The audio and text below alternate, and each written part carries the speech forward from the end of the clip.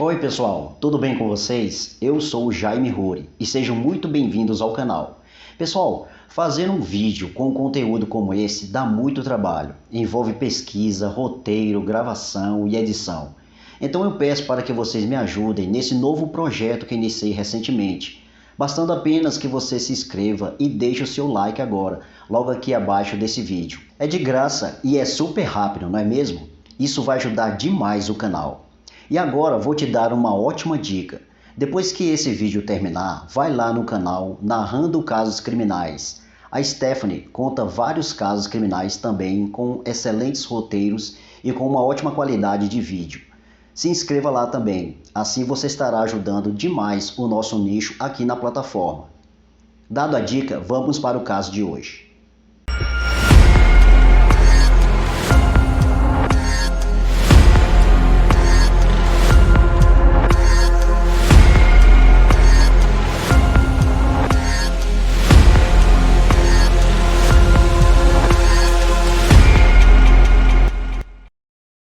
Mateus da Costa Meira nasceu em 4 de abril de 1975 em Salvador, na Bahia. Filho de Aline, uma enfermeira, e Deolino, um oftalmologista. Tinham uma vida confortável e não lhes faltavam nada. Porém, Mateus e a sua irmã mais nova, Ana, não tinham muitas afinidades e não eram muito próximos, mas viviam todos muito bem. Até que, aos 13 anos de idade, Mateus começou a sofrer bullying no colégio, onde as outras crianças inventavam um apelido e faziam piadinhas com relação ao seu peso. Então ele começou a apresentar um quadro de depressão, motivo pelo qual fez um tratamento psicológico por cerca de 1 ano. Demonstrou uma boa recuperação, porém, algumas vezes ainda tinha dias depressivos, segundo conta sua mãe. Mas o próprio Mateus mesmo dizia que a causa disso era a solidão, pois não tinha amigos e isso o deixava cada vez mais triste. Quando ele completou 15 anos, o Mateus foi para os Estados Unidos fazer um intercâmbio, porém essa viagem não durou muito tempo, porque o comportamento do Mateus de depressivo passou a ser agressivo e essa agressividade assustou a família onde ele morava nos Estados Unidos. E eles preferiram que o garoto não ficasse mais lá. Mateus então voltou para o Brasil e o seu comportamento agressivo acabou se unindo a outra questão, a sua mania excessiva de limpeza e organização, um transtorno obsessivo-compulsivo, um problema no qual fazia com que ele gritasse com a sua mãe, chegando ao ponto de agredi-la, por achar que as suas roupas não estavam bem limpas ou bem passadas. Certa vez ele agrediu o seu pai, dando-lhe um soco no olho e deixando-o com uma costela quebrada. No ano seguinte, quando ele completou 16 anos, os médicos sugeriram aos seus pais que seria melhor que o garoto fosse afastado da sua família. Seus pais então concordaram com o aconselhamento médico.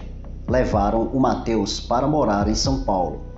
E nos primeiros lugares onde ele morou, em uma pensão e em seguida em um apartamento alugado, Mateus se meteu em confusão devido ao seu comportamento agressivo e esquizofrênico. Devido a esses problemas, seus pais iam constantemente até São Paulo para resolver esses problemas. Então ele foi morar em um outro apartamento. Nessa época, Mateus já tinha 24 anos e começou a fazer faculdade de medicina na Faculdade de Ciências Médicas da Santa Casa de São Paulo.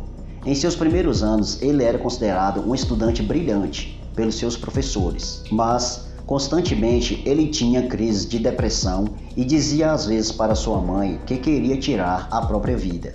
Em um determinado período em que Mateus demonstrou um comportamento mais esquizofrênico e violento, devido também ao uso de drogas como maconha e crack, seus pais, bastante preocupados, o internaram em uma clínica mais ostensiva em relação ao tratamento, na Clínica Psiquiátrica Parque Julieta, em um bairro nobre de São Paulo. Demonstrou então uma melhora substancial, no qual teve alta. Voltou para o seu apartamento e continuou com a sua rotina universitária.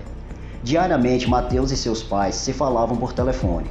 Certo dia, seu pai o presenteou com um carro automático, Chrysler Neon, que é um carro bastante caro, mas logo o Mateus se envolveu em um acidente no qual foi necessário deixar o carro numa oficina para consertá-lo. Sendo assim, a oficina deixou um outro carro emprestado para ele, um Fiat Palio, enquanto se fazia o conserto do seu. Mas, como Mateus não sabia dirigir carro com câmbio manual, ele resolveu então contratar um motorista que se chamava Marcos Paulo de Almeida, que também era mecânico.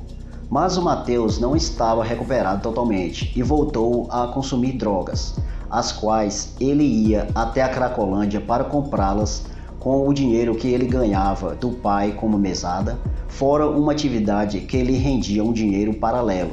Mateus pirateava programas de computador que ele vendia em um site na internet e também publicava anúncios de páginas de classificados para poder vender esses CDs. E devido a essa pirataria, no ano de 1997, ele chegou a ser procurado pela polícia, mas ele não foi preso por esse crime na época. Então, ele conseguindo juntar uma quantidade considerável de dinheiro, após um contato com um traficante da Cracolândia, ele conseguiu comprar uma pistola. E nesse ponto, Mateus já estava predestinado a cometer um crime que chocou o país. Segundo matérias sobre o caso, no dia 3 de novembro de 1999, Mateus saiu de casa porque ele estava ouvindo vozes e, muito confuso, ele pegou uma mochila com aquela pistola carregada. Pegou um táxi sem saber direito para onde ir e, no meio do caminho, decidiu ir à zona sul de São Paulo, onde ele encontrou com seu motorista, Marcos Paulo. Esse homem foi seu contato com outro traficante do qual Mateus comprou uma outra arma, uma submetralhadora americana da marca Cobra Mach 11, semiautomática capaz de disparar 1.200 balas por minuto, pela qual ele pagou R$5.000 com mais 300 munições. Daí ele voltou para o seu apartamento e se sentia protegido das vozes na sua cabeça. Porém, ele decidiu sair novamente e dessa vez ele foi ao Shopping Morumbi, na zona sul de São Paulo. Isso por volta das 9h15 da noite. Mateus foi para o cinema no shopping e entrou na última sessão exibida do filme Clube da Luta, na sala 5. Ele se sentou na primeira fila, em frente à tela, e assistiu o início do filme. 15 minutos depois, mais uma vez ele escutou vozes e sentiu que estava sendo observado. Nervoso, ele saiu da sala, foi até o banheiro do cinema, sacou a submetralhadora e disparou contra o espelho. De volta à sessão do filme, ele sacou a arma novamente e começou a atirar contra as pessoas na plateia, que inicialmente pensaram que os tiros estavam vindo do filme. Ninguém imaginava que algo terrível e real estaria acontecendo ali. O Mateus atirou contra as paredes e para cima, e quando as pessoas começaram a se apavorar, ele apontou para onde haviam mais pessoas. Nessa tragédia, ele acabou matando 3 pessoas e feriu mais 4, e deixou em pânico cerca de mais 15 pessoas que estavam na exibição do filme. Ele não sabia manusear muito bem a arma, então, em um momento em que ele parou de atirar e começou a mexer na submetralhadora, um grupo de pessoas conseguiu pular em cima dele e desarmá-lo. Mateus não ofereceu resistência e os seguranças do shopping chegaram no local para terminar de imobilizá-lo e também para protegê-lo do linchamento que estava prestes a ocorrer. As 3 vítimas fatais foram Fabiana Lobão Freitas, 25 anos, fotógrafa que trabalhou no Museu de Arte Contemporânea da Universidade de São Paulo. Ela estava assistindo o filme com o namorado, o produtor Carlos Eduardo Porto de Oliveira, de 26 anos, que foi ferido no tiroteio. Júlio Maurício Zeimatiz, 29 anos, economista, chegou ao hospital com vida, mas não resistiu. Herme Luísa Jatobá Vadas, 46 anos, funcionária de uma agência de publicidade. Seu coração foi doado a um paciente em um hospital público local. A polícia chegou, ele foi detido e algemado e quando foi questionado por que ele fez aquilo, ele disse: "Eu ouço vozes, me falam que eu tenho que matar alguém." Mateus foi então levado para a Delegacia Seccional Sul, no Brooklyn. Ele contou mais uma vez que ouvia vozes. Além disso, confirmou que comprava drogas constantemente tanto do seu motorista Marcos Paulo Almeida Santos quanto de outros. Em seu apartamento, a polícia encontrou vestígios de crack, mais de 300 cápsulas da submetralhadora e 4 papelotes com pelo menos 1 grama de cocaína cada e cerca de 33 papelotes vazios.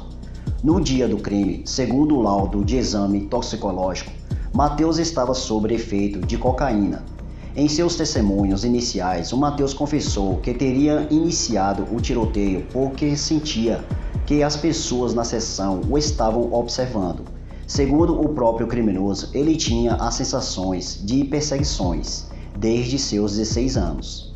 E ainda disse: "Eu sempre achei que ia matar. Eu penso nisso desde que cheguei em São Paulo." Preso em flagrante, acabou condenado a mais de 120 anos e 6 meses de prisão em regime fechado. Seus advogados alegaram que Matheus era semi-imputável, ou seja, possuía consciência parcial de seus atos. A sua defesa tentou mostrar que ele sofria de alucinações, ouvia vozes misteriosas, tinha crises de agressividade, além de um comportamento estranho e solitário. Depois de várias apelações judiciais, Matheus foi condenado aos formais 30 anos máximos previstos pela Justiça brasileira. Os advogados de defesa tentaram, em vão, alegar insanidade mental de seu cliente e argumentando que Matheus havia sido influenciado pelo jogo Duke Nukem 3D, no qual há uma cena de tiroteio dentro de um cinema. Matheus ficou preso no Centro de Observação Criminológica do Complexo do Carandiru, em São Paulo, até o presídio ser desativado em 2002. Posteriormente, foi transferido para a Penitenciária 2 de Tremembé, São Paulo, e depois, em 2009, para a Penitenciária Lemos Brito, em Salvador, Bahia, onde nasceu e onde moram os seus pais. No dia 8 de maio de 2009, Matheus tentou matar seu colega de cela, o espanhol Francisco Vidal Lopes, de 68 anos, com uma tesoura, e foi autuado por tentativa de homicídio, aparentemente porque o homem ouvia a televisão em volume muito alto. Em 2011, a Justiça da Bahia, por meio do júri popular, o absolveu da acusação de tentativa de homicídio contra o colega de prisão. Foi considerado a tese defendida até pela promotora do caso, Armênia Cristina Santos, de que o ex-estudante era inimputável por sofrer de doenças mentais atestadas por laudos médicos. Com tal decisão, Matheus foi encaminhado para o Hospital de Custódia e Tratamento de Salvador, onde permanece até hoje. Agora quero saber de você. Você já conhecia esse caso do Matheus? Acha que ele deveria sim pagar a pena de 30 anos ou acha que ele, por sofrer de doenças mentais, deve sim ser isento de qualquer punição? Faça um breve comentário logo aqui abaixo. E não se esqueça de se inscrever no canal e deixar o seu like. Não esqueçam também de dar um pulo lá no canal Narrando Casos Criminais e dar uma conferida. Garanto que vocês vão adorar. Muito obrigado por assistir até aqui e fiquem com Deus. Nos vemos no próximo vídeo. Até lá!